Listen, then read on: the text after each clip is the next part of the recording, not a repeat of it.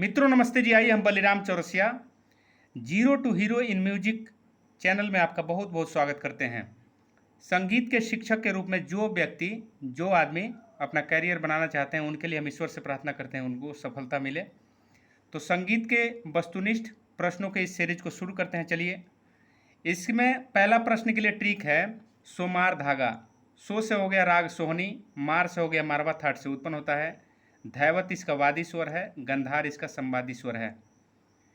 मारवा that का जो स्वर होता है इसमें ऋषभ कोमल लगता है और मध्यम तीव्र, बाकी सभी शुद्ध स्वर लगते हैं। राग सोहनी का जाति होता है आडव साडव, क्योंकि इसके आरोह में ऋषभ और पंचम वर्जित होता है और अवरोह में पंचम वर्जित होता है। राग सोहनी का गायन काल होता है रात्रि का अंतिम पहर, याद रखिएगा 4 बजे सुबह से लेके 7 बजे सुबह तक राग सोहनी। दूसरा ट्रिक है भूकाल गढ़ और मणि भूपाली। भूकाल गढ़ का मतलब होता है भूपाली राग कल्याण थाट से उत्पन्न होता है, गंधार इसका वादी है और संवादी धैवत है। और मणि भूपाली का मतलब होता है भूपाली राग में मध्यम और निषाद वर्जित स्वर होते हैं। तो आरोह अवरोह में मध्यम और निषाद वर्जित होगा तो इसका जाति हो जाएगा आडव आडव। ठीक है जी। अब कल्याण थाट के स्वर देखिए, इसमें सिर्फ मौत तीव्र होता है, बाकी सभी शुद्ध स्वर होते हैं। कल्याण थाट के स्वर जो होते हैं सिर्फ मध्यम तीव्र होता है और बाकी शुद्ध स्वर होते हैं। देखिए, दक्षिण भारत में राग भूपाली को राग मोहन राग बोलते हैं, तो याद रखिएगा मोहन राग कहा जाता है राग भूपाली को दक्षिण भारत में, कर्नाटक संगीत में। तीसरा ट्रिक है देखा। देखा आश्रय पर, देखा आश्रय पर या देशगढ़ दूसरा ट्रिक है। तो देखा आश्रय पर मतलब देश से हो गया देश राग और खास से हो गया खमाज थाट से उत्पन्न है और इसका आडव संपूर्ण जाति है, इसका आडव संपूर्ण जाति है और ऋषभ इसका वादी स्वर है और पंचम इसका संवादी स्वर है। देशगढ़ का मतलब होता है राग देश में गंधार और धैवत वर्जित होता है, सिर्फ आरोह में। आरोह में गंधार और धैवत वर्जित होता है, इसलिए आरोह की जाति हो जाती है आडव और अवरोह में कोई स्वर वर्जित नहीं है, इसलिए अवरोह की जाति संपूर्ण। इस तरह इसका राग देश का जाति जो हो गया आडव संपूर्ण हो गया। खमाज थाट के स्वर की बात करें तो इसमें सिर्फ निषाद कोमल लगता है, बाकी सभी शुद्ध स्वर लगते हैं। गायन काल राग देश का होता है रात्रि के दूसरा पहर। ठीक है जी। अगला देखिए, अगला ट्रिक देख लीजिए। अगला ट्रिक है तिलखा सांप। तिलखा सांप का मतलब होता है ती से होता है, तिल से होता है राग तिलक कामोद। राग तिलक कामोद खमाज थाट से उत्पन्न होता है और इसका वादी स्वर षडज है और संवादी स्वर पंचम है। इसकी जाति वक्र संपूर्ण है। यदि राग तिलक कामोद में कोमल नी का प्रयोग कर दीजिएगा तो यह बिहारी राग बन जाता है। राग बिहारी का झलक इसमें आने लगता है तिलक कामोद में कोमल नी के प्रयोग से। तो याद रखिएगा इसका गायन काल होता है रात्रि का सेकंड पहर। राग तिलक कामोद का गायन काल रात्रि का दूसरा पहर, वक्र संपूर्ण इसकी जाति, खमाज थाट से उत्पन्न, षडज इसका वादी और पंचम इसका संवादी स्वर है। अगला ट्रिक देख लीजिए। आशा संपूर्ण दरबार में रीस गई पंचम से।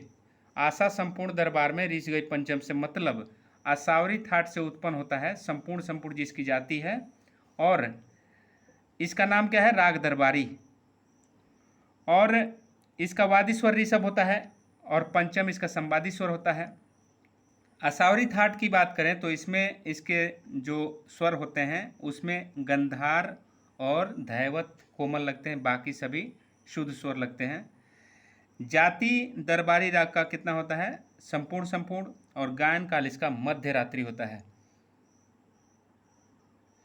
अगला प्रश्न है पूर्वांगवादी राग कब गाए जाते हैं। तो याद रखिएगा दिन के 12 बजे से रात के 12 बजे तक। पूर्वांगवादी राग कब गाए जाते हैं, दिन के 12 बजे से लेकर रात्रि के 12 बजे तक, याद रखिएगा।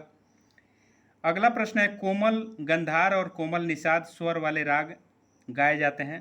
तो 10 बजे से 4 बजे दिन तक गाए जाते हैं। 10 बजे से 4 बजे दिन तक गाए जाते हैं।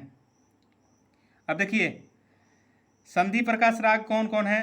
राग भैरव है और राग पूर्वी भी है संधि प्रकाश राग। संधि प्रकाश राग वे होते हैं जो दिन और रात को जोड़ने का काम करते हैं, मतलब वैसे समय पे गाए जाते हैं जहाँ दिन की ख़त्म और रात्रि की शुरुआत, या रात्रि ख़त्म जहाँ दिन की शुरुआत। इस तरह के राग को संधि प्रकाश राग कहा जाता है। कोमल रे और कोमल धैवत वाले राग 4 बजे से 7 बजे गाए जाते हैं सुबह। कोमल रे और कोमल धैवत वाले राग 4 बजे से लेकर 7 बजे सुबह गाए जाते हैं। देखिए उत्तरांगवादी राग जो होता है रात्रि के 12 बजे से लेकर दिन के 12 बजे तक गाए जाते हैं।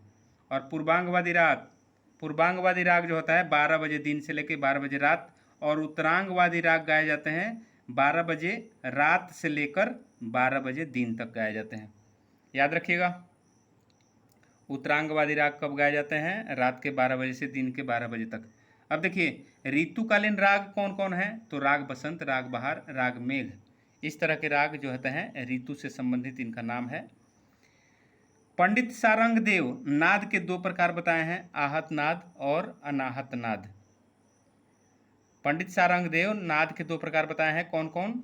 आहत नाद तो दूसरा अनाहत नाद। संगीत रत्नाकर के कुल स्वर हैं 19 स्वर। 7 शुद्ध स्वर बताया गया है और 12 विकृत स्वर बताया गया है। इसमें 12 7 19 याद रखिएगा। संगीत रत्नाकर में कुल स्वर 19 है और दक्षिण भारत संगीत में 19 थाट भी है। देखिए अगला प्रश्न देखिए, पंडित सारंग देव रागों को 10 वर्गों में बांटा था। देखिए संगीत रत्नाकर जो ग्रंथ है उसमें 7 अध्याय है। संगीत रत्नाकर में 7 अध्याय है। पहला अध्याय जो है स्वर अध्याय कहा जाता है। दूसरा अध्याय राग विवेकाध्याय है। तीसरा अध्याय को बोला जाता है परकीर्ण अध्याय। चौथा अध्याय को बोला जाता है प्रबंध अध्याय और 5वां अध्याय को बोला जाता है ताल अध्याय। 6वां को बोला जाता है बाध अध्याय। 7वां को बोला जाता है नृत्य अध्याय। तो संगीत रत्नाकर ग्रंथ में 7 अध्याय बताए गए हैं। अगला प्रश्न देख लीजिए, संगीत रत्नाकर में मार्गी तानों की संख्या कितना है? तो 5। संगीत रत्नाकर में मार्गी तानों की संख्या कितना है? तो 5। और संगीत रत्नाकर में देशी तानों की संख्या कितना है? 120। याद रखिएगा। अगला प्रश्न देखिए, संगीत रत्नाकर संस्कृत भाषा में लिखा गया है। प्रश्न पूछे संगीत रत्नाकर किस भाषा में लिखा गया है? संस्कृत में। संगीत रत्नाकर में रागों की कितनी संख्या बताई गई है? 264। पंडित सारंग देव ने जाति गायन के 13 लक्षण बताए हैं, वहीं भरत ने जाति गायन के 10 लक्षण बताए हैं। याद रखिएगा। तो सारंग देव जी 13 लक्षण और भरत जी बताए हैं 10 लक्षण। याद रखिएगा। संगीत रत्नाकर मध्यकाल मतलब 13वीं सदी में लिखी गई थी। इसमें 1000 पेज होता है। 1000 पेज है, 13वीं सदी में रचित हुई है ये संगीत रत्नाकर ग्रंथ। राग बागेश्वरी काफी थाट से उत्पन्न होता है। राग बागेश्वरी की थाट क्या है? तो आप काफी बताएंगे। राग भैरव का वादी स्वर क्या है? ध। और यहाँ राग भैरव के बारे में बता दें, यह गंभीर प्रकृति का राग है। राग बागेश्वरी में वादी स्वर मध्यम है। यह रात्रि के दूसरे पहर में गाया जाता है राग बागेश्वरी। याद रखिएगा। राग बागेश्वरी में कौन कौन स्वर वर्जित होते हैं? तो ऋषभ और पंचम। ऋषभ और पंचम राग बागेश्वरी में वर्जित हैं। राग भैरव का सम प्रकृति राग क्या है? राग रामकली। अब देखिए राग बागेश्वरी का संवादी स्वर षडज होता है। अगला देखिए, राग बागेश्वरी का सम प्रकृति राग कौन है? राग भीमपलासी। याद रखिए। अगला प्रश्न है, राग बागेश्वरी का आरोह कोमल नी, सा, ग, म, प, कोमल नी और सा, तार सप्तक का सा, ये है नीसा ग म प ध निसा। सॉरी प इसमें लगता है, नीसा ग म ध निसा। याद रखिए। अगला प्रश्न देखिए, धमार ताल की विभाग व्यवस्था।